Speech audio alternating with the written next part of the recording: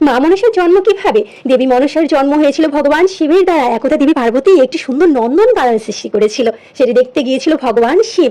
তা দেখে তার মনে কামনার সৃষ্টি হয়েছিল, যার জন্য তার থেকে বীর্যপাত হয়, যা একটি পদ্মের উপর পড়ে, আর তার থেকেই জন্ম নিয়েছিল এক কন্যা সন্তান। কিন্তু ওই ঘটনার আগেই ভগবান শিব হলাহল নামক বিষ পান করেছিল।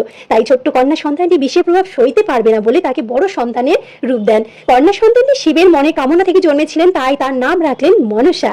তারপর মেয়েটিকে পদ্মফুল ভর্তি ঝুড়িতে করে কৈলাসে নিয়ে যান এবং ধ্যানে বসেন। কিন্তু মা পার্বতী সেটি দেখে ফুলগুলো নিতে গেলে তার আঙ্গুল মনসার চোখে লাগে, যার জন্য তার এক চোখ অন্ধ হয়ে যায়।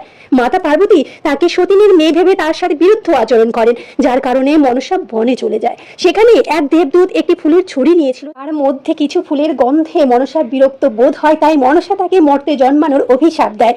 সেই দেবদূতও মনসাকে অভিশাপ দেয়, যতদিন আমি তোমাকে পূজা না করব ততদিন তুমি দেবীর আসন কোনো দিনও পাবে না।